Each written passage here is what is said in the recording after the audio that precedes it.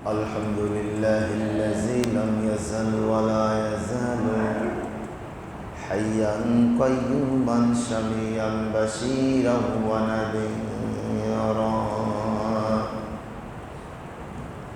فإن خير الحديث كتاب الله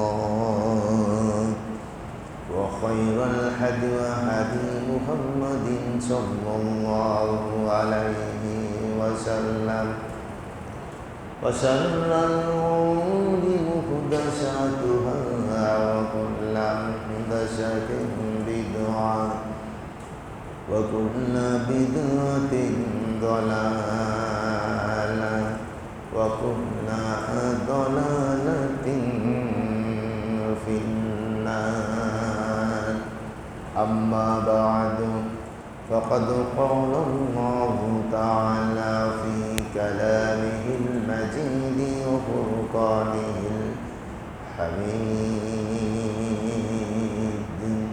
أعوذ بالله من الشيطان الرجيم بسم الله الرحمن الرحيم إن الله وملائكته يصلون على النبي يا أيها الذين آمنوا صلوا عليه وسلموا تسليما صدق الله العظيم سورة الأحزاب وعن أنس رضي الله تعالى عنه قال قال رسول الله صلى الله عليه وسلم لا يؤمن أحدكم حتى يكون أحب إليه من والده ووالده والناس أجمعين متفق عليه رواه البخاري مسلم মরুর বুকে ফুল ফুটেছে মরুর বুকে ফুল ফুটেছে বৃষ্টি যেখানায় আল্লাহ রাসূল এসেছে তাই ফুল ফুটেছে ভাই আল্লাহ রাসূল এসেছে তাই ফুল ফুটেছে ভাই সম্মানিত মুসলিম কিরাম রবিউল আউয়াল মাস এই মাসটি হচ্ছে রাসূল আকরাম সাল্লাল্লাহু আলাইহি ওয়াসাল্লামের জন্মের মাস, ঠিক না? 12ই রবিউল আউয়াল 570 খ্রিস্টাব্দে, তার মানে আজকের দিনে নবীজি পৃথিবীর বুকে আগমন করেন। আলহামদুলিল্লাহ, নবীজি নাই দুনিয়া থেকে চলে গেছেন, এটা 1447 বছর, হিজরি 1447। এতগুলি বছর, 1500 বছর হয়ে যাচ্ছে। নবীজি আমাদের আদর্শ, শুধু একালেই নয়, সেকালেই ছিল তাই না, কিয়ামত পর্যন্ত নবী হচ্ছেন আমাদের আদর্শ। লাকাদ কানা লাকুম ফি রাসূলিল্লাহি উসওয়াতুন হাসানা লিমান কানা ইয়ারজুল্লাহা ওয়াল ইয়াউমাল আখিরা ওয়া যাকারাল্লাহা কাসীরা। যারা ঈমানের দাবি করে, আখিরাতকে ভয় করে, ফাইন্নাহু মুলাকীকুম সুম্মা ইলাইহি তুরজাউন। অবশেষে মুলাকুন, আমরা বাংলায় অনেকে বলি মোলাকাত করা, মানে সাক্ষাৎ করা। এই শব্দটি আরবি থেকে বাংলায় ডিপ্লয়েড হয়েছে, বিভ্রাট ঘটেছে। মোলাকাত, ফাইন্নাহু মুলাকীকুম। যারা আল্লাহর কাছে সাক্ষাতের ভয় রাখে, সে রবের কাছে একদিন ফিরে যাব, তার সামনে দাঁড়াতে হবে, সে প্রত্যাশা রাখে। আখিরাতকে ভয় করে আল্লাহ পাক ওদের জন্য বলছেন, লাকাদ কানা লাকুম ফি রাসূলিল্লাহি উসওয়াতুন হাসানা। আর অন্যথায় নবী হচ্ছেন গোটা বিশ্বের মানবতার জন্য মহান আদর্শ। মুসাল্লিন ইকরাম, সূরা আহজাব সূরাটি মদিনায় নাজিল হয়েছিল হিজরির ৫ম বর্ষে। ২৩টি স্থানে মক্কা ও মুকাররমা থেকে শুরু করে সূরাটি মূলত মাদানী, ২টি আয়াত নিয়ে বিভ্রাট ঘটে। ২৩টি স্থানে এই সূরাটি নাজিল হয় সূরা আহজাব। আর এই সূরা আহজাবের মধ্যে নবীর ব্যাপারে আল্লাহ পাক একটা কড়া হুঁশিয়ার দিয়েছেন, সাবধান বারে উচ্চারণ করেছেন, যেটি কোরআন অন্য কোনো জায়গায় নাই। কেন? যে নবী দিলাম, নবীর উপরে কিতাব দিলাম, আর নবীজিকে আমি আনা নাযীরুম মুবিন শাহিদান ওয়া মুবাশশিরান ওয়া নাযীরা। সুতরাং এই নবীকে যারা কষ্ট দিবা, নবীর সঙ্গে যারা বেয়াদবি করবা, আমি তোমাদেরকে দুনিয়ায় শান্তিতে থাকতে দেব না, তোমাদের জীবনটাকে বিষ বাষ্প করে তুলব। লাহু ফিদ দুনিয়া খিজিয়ুন ওয়া নুযিকুহু ইয়াওমাল কিয়ামাতি আযাবাল হারিক। দুনিয়ার বুকে লাঞ্ছিত করে তোমাদেরকে বিদায় করব, আর জাহান্নামের লাঞ্ছনা গঞ্জনা কষ্টদায়ক শাস্তি তোমাদের জন্য অপেক্ষা করে আছে। বলুন সুবহানাল্লাহ। আমরা কথার শুরুতেই আল্লাহ পাক রব্বুল ইজ্জত ওয়াল জালাল আল্লাহ সুবহানাহু ওয়া তাআলার দরবারে শুকরিয়া আদা করে নিতে চাই, যিনি হচ্ছেন আমাদের হায়াতের মালিক, মৌতের মালিক, রিজকের মালিক, ভালো রাখার মালিক। ওই মহান মনিবের দরবারে শুকরিয়া আদা করছি, বলি আলহামদুলিল্লাহ। অতঃপর লক্ষ কোটি দরুদ এবং তাসলিমাত বর্ষিত হোক আখিরি জামানার পয়গম্বর নবীর প্রতি। আমরা সংক্ষেপে বলি আল্লাহুম্মা সাল্লি আলাইহি।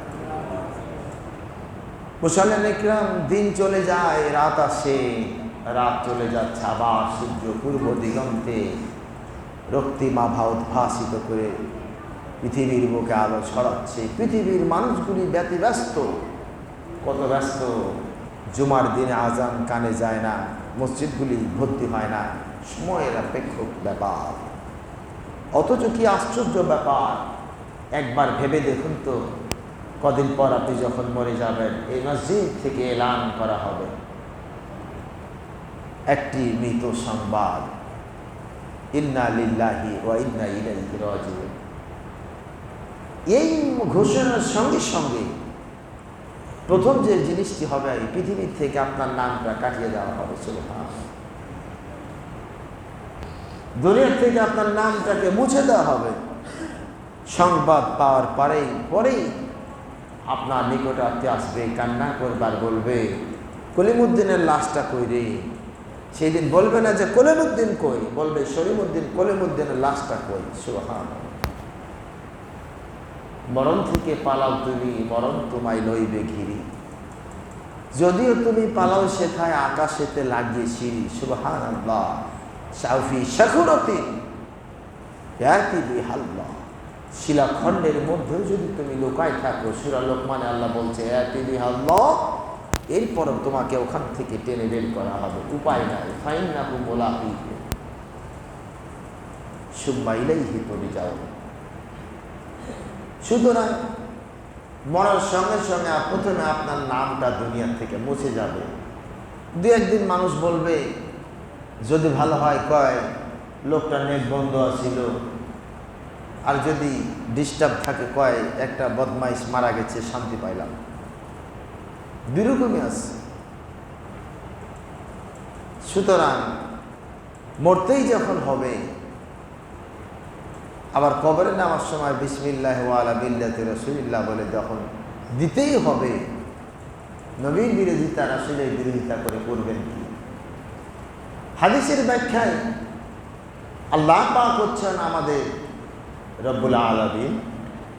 তিনি খালেক, তিনি মালিক, তিনি জব্বার। তো তিনি তো আমাদের রাজ্জাক। তো নবীকে ঈমানের সঙ্গে কেন জুড়ে দেওয়া হয়েছে? আল্লাহ পাক বলছেন, যারা আমাকে মানবে না এবং আমার নবীকে যারা মানবে না,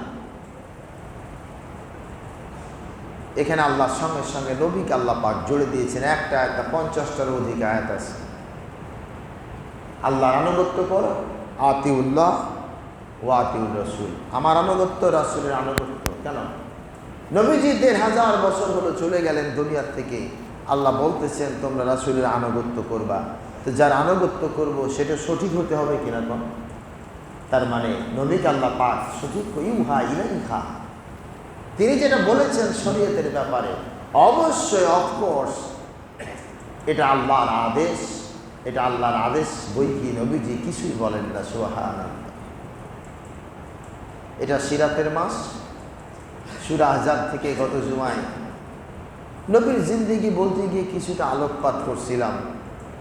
ইনশাআল্লাহ বিভিন্ন পুরাটা মাস যে কয়টা রবিউল আউয়ালের জুমা পাওয়া যায় সিরাতের উপর আলোচনা হবে। তাছাড়া বিভিন্ন মসজিদেও সিরাতের উপর আজকে তো ব্যাপক আলোচনা, সাজসজ্জা। কালকে দেখলাম ব্রিজে অনেক ফ্ল্যাগ লাগানো হয়েছে। ঢাকায় তো অনেক উল্লাস। আরে মানি আর না মানি, ঈদ মিলাদুন নবী এসেছে বছর ঘুরে, এমনভাবে বরণ করে উদযাপন করলো, বাহ সব গুনাহ মাফ, দেখাইলাম নবী তোমার এত ভালোবাসি, গর্বে বুকটা ফুলে গেল। সুবহানাল্লাহ। নবীকে ভালোবাসবা, তুমি বাসো তোমার মতো করে ভালোবাসো, কিন্তু বাড়াবাড়ি করো না, অতিরঞ্জিত করো না। এখন ঈদে মিলাদুন নবী পালন করব কি করব না, এই নিয়ে সমানে ফতোয়া, তাই না? কালকে এক গ্রুপ এসে কয় ঈদে মিলাদুন নবী কি জায়েজ, কোরআনে কোথাও আছে, হাদিসে কোথাও আছে, এত দলিল কেন? হায় হায়, এখানে দলিল খুঁজতেছো, আর তুমি যে সুদ খাও, ঘুষ খাও, ঘুষ খায়া চলতেছো, ওখানে দলিল খুঁজো না। এটা প্রশ্ন করেছিল এক ভাই, যে যারা ডাক্তারদের ব্যাপারে প্রশ্ন করছে একটা, যে এখন তো ডাক্তারগুলি বিভিন্ন কোম্পানির কি করে, বিভিন্ন কোম্পানির যে ঝোলগুলি খায়, এগুলি নেওয়ার কারণে তারা কি করে, তাদের কোম্পানির ওষুধটা লিখে। ভালো ভালো ডাক্তার দেখবেন বড় বড় কোম্পানিগুলি তাদেরকে একটা প্রাইভেট কার উপহার দিয়েছে 50 লাখ টাকা। কেন? আপনি ওষুধ নিতে যাবেন, তার কোম্পানির ওষুধ সে লিখে দিবে, এই জন্য, ঠিক না? তো উনি প্রশ্ন করছেন, এটা কি ঘুষ জায়েজ না না জায়েজ? এটা কি ঘুষের পর্যায়ে পড়ে? এটা কি মনে করেন আপনারা? এটা শিওর? অবশ্যই অবশ্যই। আপনি যখন কোনো কোম্পানির উপটোকন নিয়ে, উপহার নিয়ে সেই কোম্পানির ওষুধ লিখতেছেন, আপনি ঘুষ খাইতেছেন, জনগণের সঙ্গে ধোঁকাবাজি করতেছেন, সাবধান। এগুলি হচ্ছে ফতোয়া। আমি বলছি সামনে ফতোয়ার ব্যাপারে, ঈদে মিলাদুন নবীর ফতোয়ার ব্যাপারে আমি বুখারীর একটা ঘটনা আপনাদের সামনে আমি উপস্থাপন করব, সামনে গিয়ে বলি। নবীর ব্যাপারে আল্লাহ পাক সূরা আহজাবে বলতেছে, ইন্নাল্লাহা ওয়া মালাইকাতাহু ইউসাল্লুনা আলান নবী। এই আয়াতটি সূরা আহজাবের আয়াত। এই আয়াতটি যখন আল্লাহ পাক নাজিল করলেন, এই আয়াতটি নাজিল করার পরে পরে দুনিয়ার বাসীর প্রতি একটা কঠোর সতর্ক বাণী উচ্চারণ করেছেন। ইন্নাল্লাহা ওয়া মালাইকাতাহু, নিশ্চয় আল্লাহ এবং তার ফেরেশতারা, ইউসাল্লুনা আলান নবী, তার নবীর প্রতি সালাম প্রেরণ করেন, দুরূদ পাঠ করেন। ইয়া আইয়ুহাল্লাযীনা আমানু সাল্লু আলাইহি ওয়া সাল্লিমু তাসলিমা। সুতরাং হে ঈমানদারেরা, তোমরা তোমাদের নবীর উপরই সালাম দুরূদ পাঠ করো। এদিকে আমার কথা, এটা হাদিসের কথা, সরাসরি আল্লাহ পাক সূরা আহজাবের মধ্যে বলতেছে। চিন্তা করেন, আল্লাহ বলতেছে নিশ্চয় আমি আল্লাহ নবীর প্রতি সালাম পাঠাই, ফেরেশতারাও সালাম পাঠায়, আর ঈমানদার তোমরাও নবীর প্রতি সালাম পাঠাও। এটি চারটিখানি কথা নাকি? এটি চারটিখানি কথা না। এই জন্য কোনো মানুষ যদি প্রত্যেক দিন 10 বার দুরূদ পাঠ করে, আল্লাহ পাক প্রত্যেক দিন তাকে তার বিপদ, আচমকা বিপদ থেকে আল্লাহ পাক বাঁচাই দিলেন। বলুন আলহামদুলিল্লাহ। ওয়ামা কানা লিমুমিনিন ওয়ালা মুমিনাত qadallahu wa rasuluhu amran an yakuna lahumul khiyaratu min amrihim wa man ya'sillaha wa rasulahu। আল্লাহ রাব্বুল আলামিন সূরা আহজাবের মধ্যে বলতেছেন, ওয়া মা কানা লিমুমিনিন ওয়ালা মুমিনাতিন, কোন মুমিন বা কোন মুমিনা তাদের নিজস্ব ভিন্ন কোনো সিদ্ধান্ত গ্রহণের কোনো অধিকার নাই, যেখানে ওয়াকাদাল্লাহু ওয়া রাসূলুহু, যেখানে আল্লাহ এবং তার রাসূলের সিদ্ধান্ত ফয়সালা হয়ে যায়।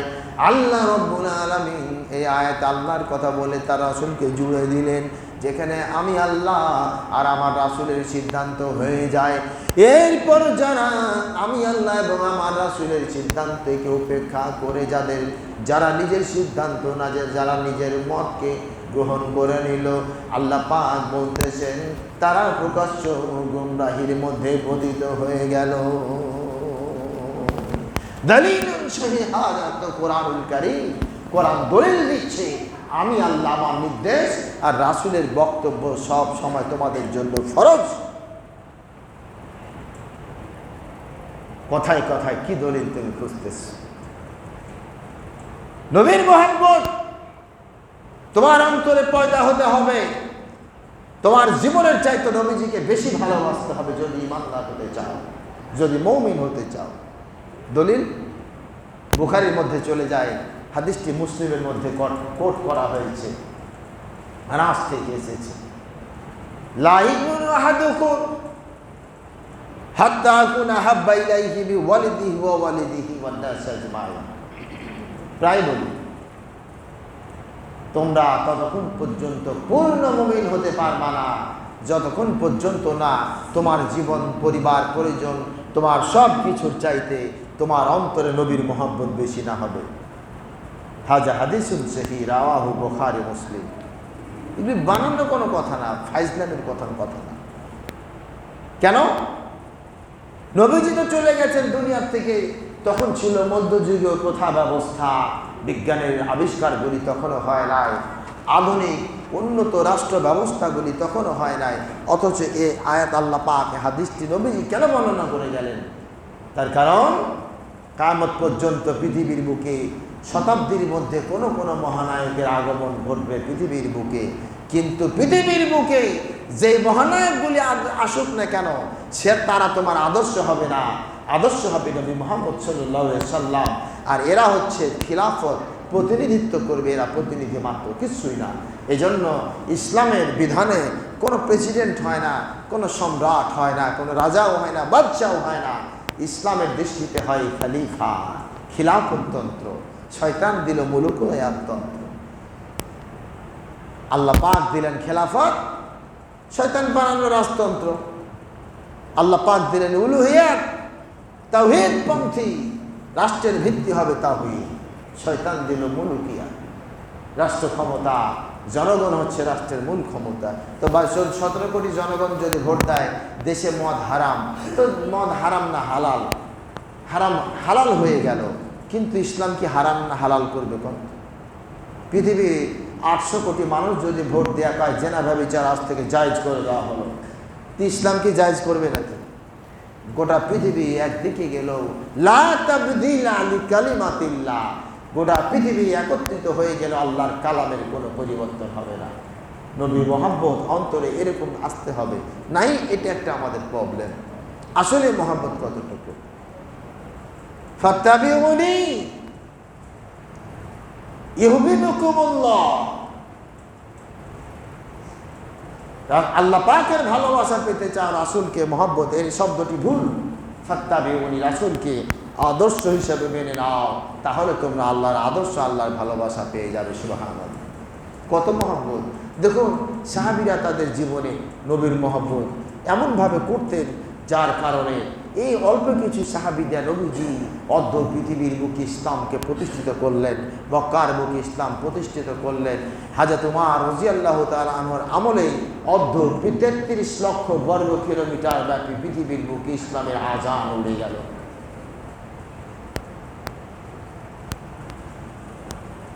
আল্লাহর নবীর একজন সাহাবী আব্দুল্লাহ বিন জায়েদ বিন আব্দুর রব্বিহি রাদিয়াল্লাহু তাআলা আনহু, তিনি তার বাগানে খেজুর পাড়তেছেন। সকালবেলা খেজুর পাড়তেছেন, পাকা খেজুরগুলি আহরণ করতেছেন। হঠাৎ মদিনার রাস্তা দিয়ে একজন আনসার সাহাবী হেঁটে যায় আর ডেকে ডেকে বলে, কে আছো রে? তোমরা শুনছো নাকি আল্লাহ নবী দুনিয়া থেকে বিদায় হয়ে গেছেন, নবীজির ওফাত হয়ে গেছে, নবীজির ওফাত হয়ে গেছে, নবীজি আর দুনিয়ায় নাই। এমন ঘোষণা যখন এলান হয়ে গেল, এমন ঘোষণা যখন ছড়ায় গেল, এখানে একটা ফতোয়ার কথা বলি, মাইকে মৃতের আজান দেয়া নিয়েও গন্ডগোল হচ্ছে, হয় না? কয় মাইকে করে ঘোষণা দিয়ে মৃতের খবর দেয়া যাবে না, এটা বেদাত। শুনছেন? নবীজি দুনিয়া থেকে ওফাত হয়েছে, একজন সাহাবী মদিনা রাস্তায় বলতেছে, কে আসরে নবীজির ওফাত হয়ে গেছে। সুবহানাল্লাহ। কই থেকে আসো তোমরা, কই যাও? সুবহানাল্লাহ। এটা বেদাত নয়, এটাই বেদাত। ঘোষণায় দিতে হবে, এটাই হচ্ছে সঠিক। আব্দুল্লাহ বিন জায়েদ বিন আব্দুর রব্বি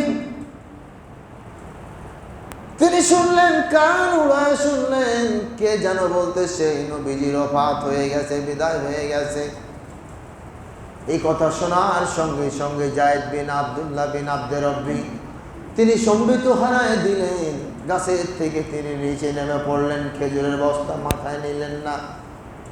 তিনি খেজুরের বস্তা মাথায় নিলেন না, হেঁটে হেঁটে বাড়ি চলে গেলেন।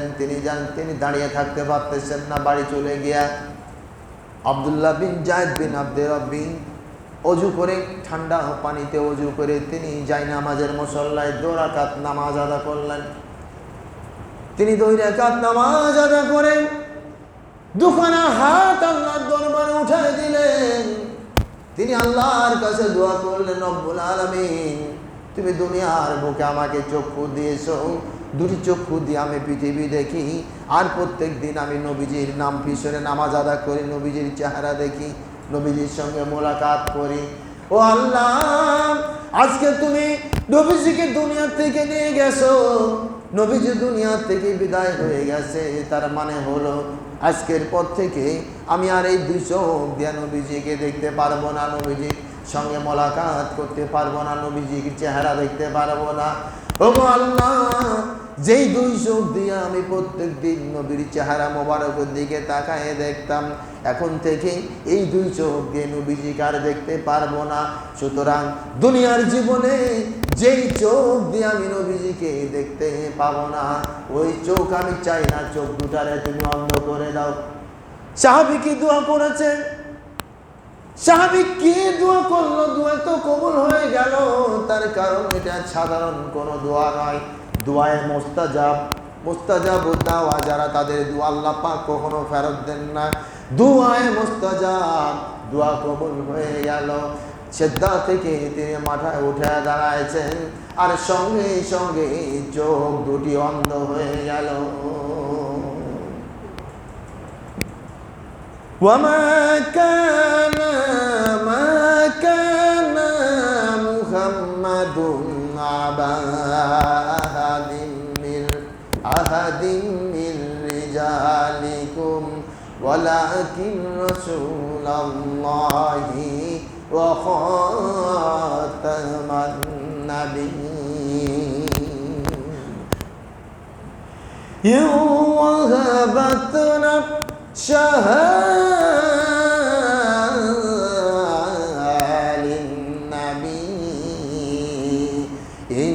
أراد النبي أن يستنكحها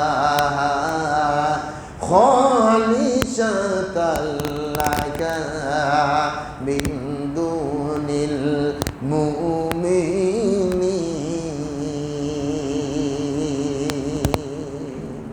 আল্লাহু আকবার। সূরা আহজাবের মধ্যে আল্লাহ এগুলো সব বিবরণ দিচ্ছে। নবীর জন্য যেটি খাস, এটি নবীর জন্য আমি আল্লাহ পারমিশন দিয়ে দিলাম, কোন ইমানদার নবীর সামনে যদি আত্মসমর্পণ করে, কোন ইমানদার মহিলা যদি নবীর সামনে এসে আত্মসমর্পণ করে, নবীজি তাকে বৈধ করে নিতে পারবেন। সুবহানাল্লাহ। পৃথিবীর মানুষ, তোমরা বলো দেখি, 4টার উপরে বিয়ে করতে পারবা? সম্ভব না। এই নবীকে চিনলাম না, আজকে জাতির কপাল পোড়া। নবীর আদর্শ বুঝলাম না, নবীকে বুঝলাম না। অমুক নেতা ফুলের মতো পবিত্র, আসছে মেঘের উপরে ভর করে, অমুক নেতা আসতেছে। তুমি যার সঙ্গে হাসন নাসর হবে, যাকে অনুসরণ করেছো তার সঙ্গে হাসন নাসর হবে, কোনো উপায় নাই।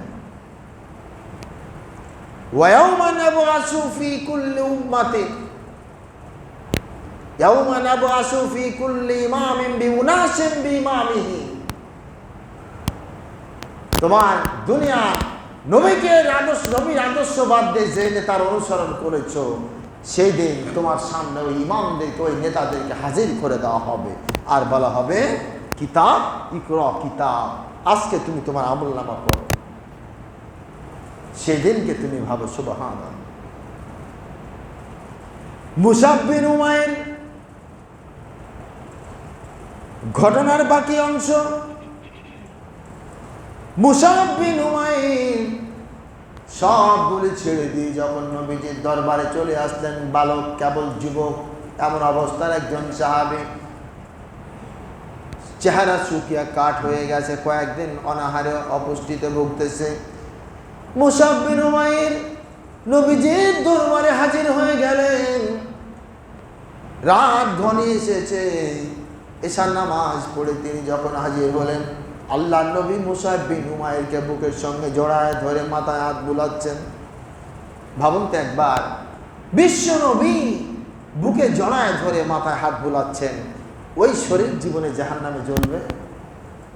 ওই শরীর জীবনে জাহান্নামে জ্বলবে না। তার কারণ নবীর শরীরের কোনো অংশ যদি কোনো মানুষের শরীরে মিশে যায়, জীবনে ওই শরীরকে জাহান্নামের আগুন জ্বালাতে পারবে না। সুবহানাল্লাহ। মুসাব বিন উমাইর কাঁদতেছেন, আল্লাহর নবী বুকে জড়ায় ধরে মুসাব বিন উমাইরকে বললেন, মুসাব বিন উমাইর রে, তুমি মক্কায় থাকো না, এখানে থাকলে তোমার পরিবার পরিজন তোমাকে অত্যাচার করবে, নির্যাতন করবে, তুমি হিজরত করে মদিনায় চলে যাও।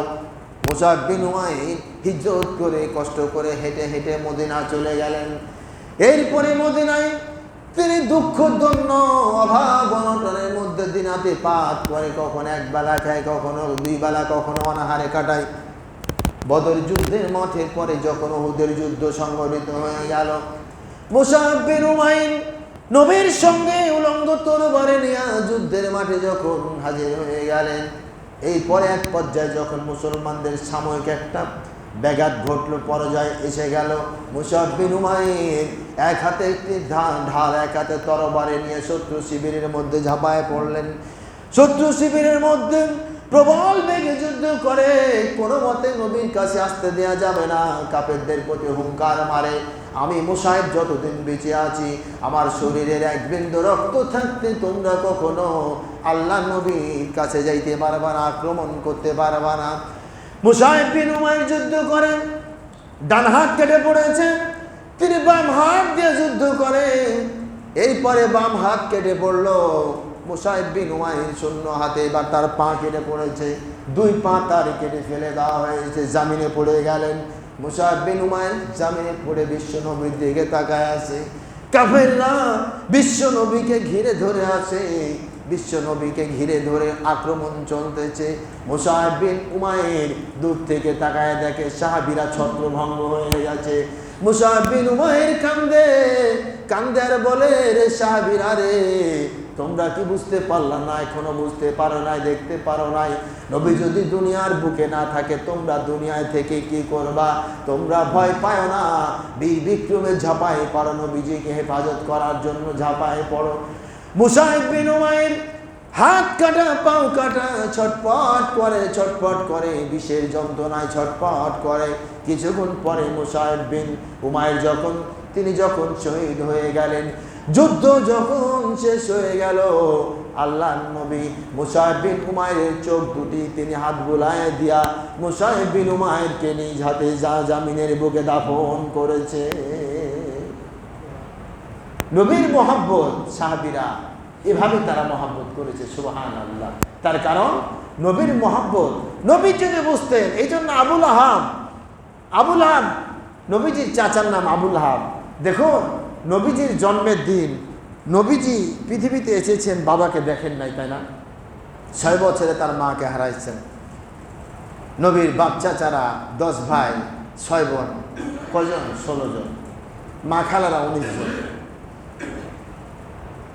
নবীজি জন্ম হয়েছে, চাচা আবুল আহাব তখন তো জানে না যে উনি আল্লাহর নবী, তাই না? তখন তো জানতেন না। হায়রে, ভাই বেঁচে নাই, ভাতিজা পৃথিবীর বুকে এসেছে, এমন সুন্দর শিশু জীবনে দেখে নাই। আবুল আহাব পর্যন্ত সেই সময় খুশি হয়ে উমাইরা তার দাসীকে মুক্ত করে দিয়েছিল, সুবহানাল্লাহ। একদিন আবুল আহাব ছোট্ট শিশু নবী মুহাম্মদকে সঙ্গে নিয়ে আবু কুবাইস পাহাড়ের এই পাশ দিয়ে হেঁটে যাচ্ছেন। তিনি মক্কায় যাবেন, কাবা ঘরের কাছে যাবেন। হঠাৎ কে যেন সালাম দিয়েছে, আসসালামু আলাইকুম ইয়া মুহাম্মদ সাল্লাল্লাহু আলাইহি ওয়াসাল্লাম। আবুল আহাব থমকে দাঁড়ালো। নির্জন প্রান্তরে মানুষ তো দেখা যায় না, কে যেন সালাম দিয়েছে। ঘোড়া তো দাঁড়ায় গেল, উট দাঁড়ায় গেছে, কে সালাম দিয়েছে? ডানে তাকায়, বামে তাকায়, সামনে তাকায়, পিছনে তাকায়, কেউ নাই। কে সালাম দিল? তিনি আবার লক্ষ্য করে দেখেন পাহাড়ের গাত্র ফেটে ফেটে সালাম আসতেছে। পাহাড় ফেটে সালাম দিচ্ছে।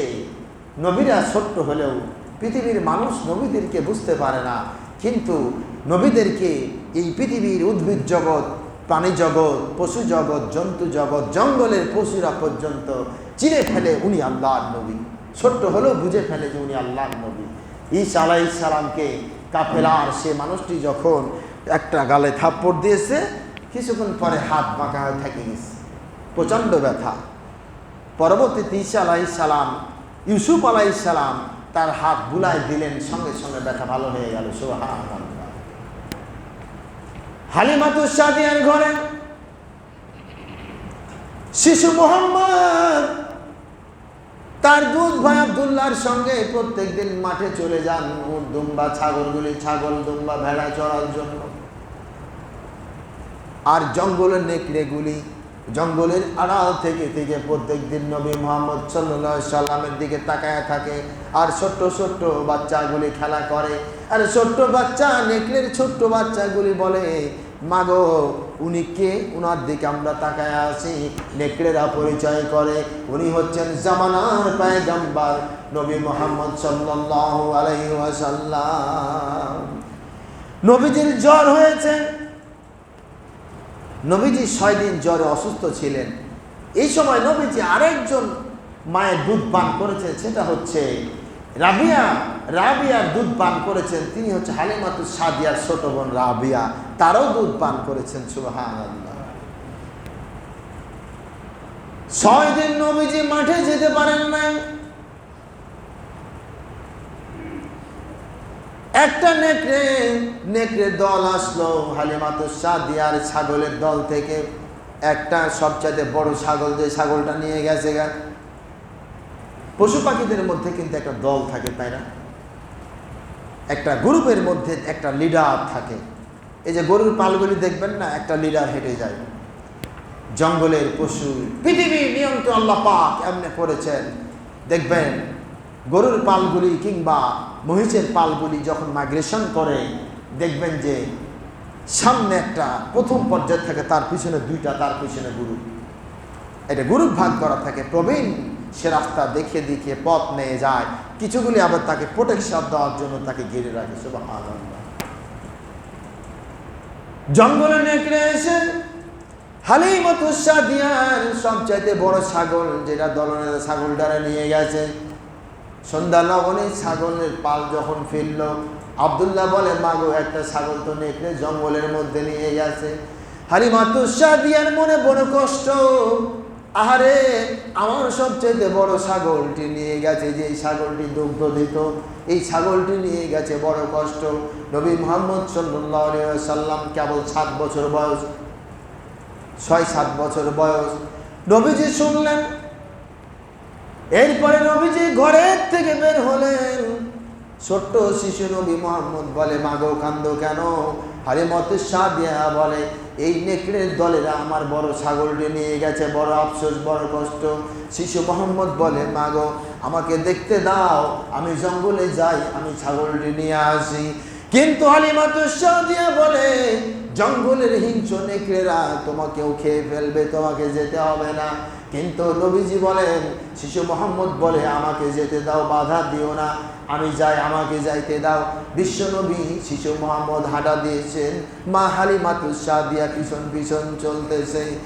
দূর থেকে তাকায় দেখে নবী মোহাম্মদ, শিশু মোহাম্মদ খেজুর বৃক্ষের নিচে দাঁড়ায়া জঙ্গলের ধারে গিয়া ডাক দিয়া বললেন, নেকড়েরা রে, কেন তোমরা আমার মায়ের ছাগল নিয়ে আসো? ছাগল ফেরত দাও। একটু পরে দেখা গেল নেকড়ের দলেরা নবীজির সামনে এসে হাজির, নবীজিকে ঘিরে ধরেছে। হালিমাতুস সাদিয়া বড় ভয় পায়, কিন্তু কি আশ্চর্য ব্যাপার, নেকড়ের দলেরা এসে নবীজির সামনে বসে গেছে আর সালাম দেয়, আসসালাতু ওয়াসসালামু আলাইকা ইয়া রাসূলুল্লাহ। নেকড়ের জবান খুলে গেল। নেকড়ের দলনেতা বলে, ও শিশু মুহাম্মদ, দুনিয়ার বুকে তুমি এসেছো, মানুষ তোমাকে না চিনলেও আমরা চিনতে পেরেছি, তুমি হচ্ছ জামানার পয়গম্বর মুহাম্মদুর রাসূলুল্লাহ। ও নবী, তুমি যখন প্রত্যেক দিন মাঠে আসো, আমরা জঙ্গলের ধার থেকে, আড়াল থেকে দেখে, দূর থেকে থেকে তোমার চেহারা দেখি আর আনন্দ উপভোগ করি। গত 7 দিন হয়ে গেল তুমি মাঠে আসো নাই, তোমার চেহারাও আমরা দেখতে পাই নাই। এই জন্য আমরা ছাগলটি নিয়ে এসেছি, যাতে করে তোমার ছাগল খোঁজার জন্য তুমি আসো। আজকে তুমি এসেছো, তোমার ছাগল আমরা খাই নাই, যত্নে রেখেছি, তোমার এই যে ছাগল নিয়ে যাও। ছাগল হাজির করে দিল, আর আল্লাহ নবী ছাগল নিয়ে তিনি চলে গেলেন হালিমার কাছে। আশ্চর্য ব্যাপার, তুমি বুঝনি রে মন, তুমি তারে চিননি, বুঝনি, লোহারে বানাইলো কাঞ্চা সোনা। লাকাদ কানা লাকুম ফি রাসূলিল্লাহি উসওয়াতুন হাসানাহ। শুনতেছেন সূরা আহজাব থেকে নবীজির সিরাত বিশ্বনী, কি শুনবেন তো ভালো লাগে তো, ঘন্টার পর ঘন্টা আলোচনা করলে শেষ হবে। আজকে তোমরা দলিল খুঁজতেছো মিলাদ করা যাবে কিনা, এত নিয়ে দলিল কি আছে? প্রত্যেকদিন 10 বার দুরূদ শরীফ পাঠ করো, তোমার আমল না থাকে, আমল নামা থেকে 10টি গুনাহ আল্লাহ মুছে দিবে। এর ফয়সালা কি? এর দলিল লাগে না কেন? একটা ছোট্ট দলিলের উদাহরণ দিতে গিয়ে বলি, 2-4 মিনিট যদি বেশি হয় মাইন্ড করে রাগ করেন। ইমাম বুখারী রাহিমাহুল্লাহ, তাকে বলা হয় আমিরুল মুমিনিন ফিল হাদিস। ইমাম বুখারীর নাম আপনারা সবাই শুনেছেন। পৃথিবীর বুকে কিতাবে, হাদিসের কিতাবের মধ্যে ইমাম বুখারীর লিখিত কিতাবে বুখারী, সহিহুল বুখারী পৃথিবীর এমন একটা কিতাব, যে কিতাবকে মাথা নিচু করে সবাই মেনে নেয়, গোটা বিশ্বের মানুষ। যদি বলা হয় এটা বুখারীর হাদিস, আমরা বলি রাওয়াহু বুখারী। বুখারীর নাম শুনলে পৃথিবীর এমন কোন মানুষ আছে বলবে হাদিসটা মানি না? তার কারণ নবীজি হযরতে ইউসুফ বিন হাম্বল রাদিয়াল্লাহু তাআলা আনহু, তিনি ঘুমায় আছেন, তিনি হাদিসের দাস দিতেন, মাদ্রাসায় দাস করতেন। গভীর রাতে নবীজি স্বপ্নে এসে বলে, এই ইউসুফ, তুমি বুখারী পড়াও না কেন? বুখারী তো আমার কিতাব, কুতুবুল কিতাব, কিতাবুল্লাহি হাজাল কুতুব, এটা তো আমার কিতাব, তুমি বুখারী পড়াও। সুবহানাল্লাহ। এজন্য 2535টি হাদিসের মধ্যে কোনো জয়ীফ জাল কিছু নাই, সবগুলি হাদিস সহিহ। সুবহানাল্লাহ। দলিল কেমনে খুঁজবেন? সব দলিল কোরআন আয়াত থেকে বাইর করতে পারবেন? আপনাকে যদি অর্থ অনুবাদ বলে যে আপনি দলিল বাইর করতে পারবেন না। তার কারণ ফতোয়া সেক্টর, এটা সেক্টর হচ্ছে আইন সেক্টর। আপনাকে বুঝতে হবে আইনের গণ্ডি, আইনের অনেক ফাঁক ফুকুর থাকে, তারপর না আইনের ব্যাখ্যা দিতে পারবেন। একজন মহিলা আসতেছেন, মহিলা লাশ, কোন মানুষ মারা যায়, সমাজের মুরব্বী যারা একটু নামাজ কালাম পড়ে, একটু মুরব্বী টাইপের, এরা লাশগুলি ধোয়ায় দেয়, ঠিক কিনা কন? কিছু মহিলাদের মধ্যে মুরব্বী মহিলা আছে, এইবার মহিলা মারা গেছে, এই মহিলাকে লাশ ধোয়ার জন্য তাকে ডাকতেছে, কিন্তু বলে আজকে আমি লাশ ধুইতে পারবো না, আমি হায়েজ অবস্থায় আছি, এই অবস্থায় একজন মুসলমানের লাশ ধুয়ে আল্লাহর কাছে কেমনে পাঠায়? আমি তো নাপাক অবস্থায়, হায়েজ অবস্থায় যে ফতোয়া শিখেন, দলিল যে আমরা চাই সব সময়। মহিলাদের যখন হায়েজ হয় তখন কি নামাজ মাফ, তাই না? নামাজ মাফ, নাপাক থাকে। আসলে কিন্তু মানুষ কখনো নাপাক হয় না, ক্ষেত্র বিশেষে এটা প্রয়োজন আছে ধোয়া। আল্লাহ পাক এই ব্যবস্থাগুলি এখানে উল্লেখ করতেছে। মহিলা হেঁটে যায়, মাদ্রাসায় চলে যায়, মুফতি সাহেবের কাছে প্রশ্ন জানতে চায়। মাদ্রাসায় গিয়া দেখে কিছু আলেম ওলামা, ছোট ছোট আলেম ওলামা বসে আছে। তাদেরকে বলল, আমি হায়েজ অবস্থায় আছি, এমন অবস্থায় কোনো মৃতের দাফন, মৃতের গোসল দিতে পারবো কিনা? এই ছোট্ট আলেমারা বললে, ফতোয়া আমরা দিতে পারলাম না, তুমি চলে যাও মুফতি সাহেবের কাছে। মুফতি সাহেবের কাছে গেছেন, কয় আমি হায়েজ অবস্থায়, জানাজা আমি হায় অবস্থায় কোনো মৃতের আমি গোসল দিতে পারবো কিনা? মুফতি সাহেব জবাব দিল, হ্যাঁ পারবা, যায়, কোনো সমস্যা নাই। মহিলা চলে আসতেছে, আবার ওই আলেমগুলি তাদেরকে ডেকে মহিলাকে ডেকে বলে, মহিলা মুফতি সাহেব কি বলেছে? কয় জায়েজ আছে, এটা চলবে। কিন্তু আলেমরা বলে, কোথায় আছে দলিল? মহিলা বলে, আমি তো দলিল বুঝি না, আলেমদের কথা আমি দলিল হিসাবে মেনে নেই। কিন্তু আলেমরা বলে, আমরা দলিল ছাড়া বুঝি না, তার কারণ আমরা আলেম, আমাদের দলিল প্রয়োজন আছে। তুমি আবার যাও, মুফতি সাহেবরা আবার জিজ্ঞেস করো দলিলটা কোথায় আছে। মহিলা আবার চলে গেল, মুফতি সাহেবরা বলে, মুফতি সাহেব আপনি দলিল দিলেন, এটা জায়েজ আছে, কিন্তু দলিল কোথায় আছে? মুফতি সাহেব বললে, বুখারীতে আছে। মহিলা আবার হেঁটে চলে আসলো, ওই আলেমরা আবার জিজ্ঞেস করে, কি বললো? কয় দলিল বুখারীতে আছে। এইবার আলেমরা বুখারী খুঁজতে আরম্ভ করেছে।